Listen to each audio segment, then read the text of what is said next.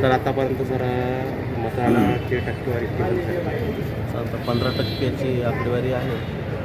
15% भुसावळमध्ये 9 जे बूथ आहेत, तर आत्तापर्यंत 15%च्या आसपास झालेले मतदान वाढण्याची आता वाढतच राहील. 60-70% जाण्याची आम्हाला अपेक्षा आहे. दुसरं कुठला घ्यायचं म्हटलं? त्यांची आपण आधी फॉर्म भरले. दुबार किंवा बोगस वोट होऊ नये याच्या सक्त सूचना आम्ही दिलेल्या आहेत. ज्यांनी इतरत्र मतदान केलं आहे, म्हणजे हे प्रभाग सोडून, म्हणजे 2 प्रभाग सोडून इतरत्र मतदान केले, त्यांनी परत मतदान करता येणार नाही आहे. आणि आम्ही हमीपत्र भरून घेतो आहे की या प्रभागात दुसरीकडे कुठं मतदान केलेलं नाही आहे, त्याच्यामुळे बोगस किंवा जे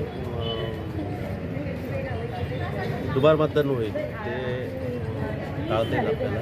नागरिकांना पण आव्हान आहे त्यांनी असं बोगस किंवा दुसऱ्यांच्या नावावर मतदान करू नये.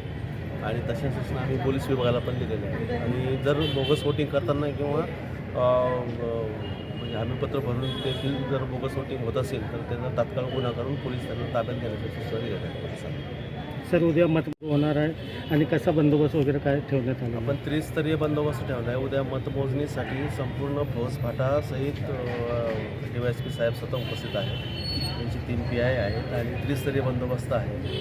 एक काउंटिंग हॉलच्या बाहेर आहे, एक मुख्य दरवाजाजवळ आहे आणि एक बाहेर आहे. महात्मा गांधी पुतळ्याजवळून ते वाहतूक आपण काही अंशी नियंत्रित केली आहे. हा बाहेरचा बंदोबस्त झालेला आहे. आणि ज्या मतदान काउंटिंग एजंटला ज्यांना ओळखपत्र दिले तर अशांनाच फक्त प्रवेश असणार आहे. इतर कोणताही नागरिक किंवा कोणालाही आतमध्ये प्रवेश दिला जाणार नाही. आणि राऊंड वाईज होणार आहे. प्रत्येक प्रभाग न्याय आम्ही मतमोजणी करणार आहोत आणि त्या प्रभागातील मतमोजणी संपल्यानंतर त्यातले जे काउंटिंग एजंट आहेत ते बाहेर जातील आणि नंतर मग पुढचे काउंटिंग एजंट आतमध्ये येतील. तशी व्यवस्था केली आहे. एकूण 14 किंवा 15 राऊंड होण्याची शक्यता आहे. 3 ते 4 तासात आपण मतमोजणी संपवायचं नियोजन केलं आहे. सर शासनातर्फे काही गाईडलाईन्स आली आहे का? जे विजय उमेदवार असतील त्यांची मिरवणूक वगैरे असं काय असणार आहे का? उद्या कोणत्याही मिरवणुकीला किंवा कोणत्याही प्रकारच्या सभेला रॅलीला परमिशन नाही आहे. ठीक आहे.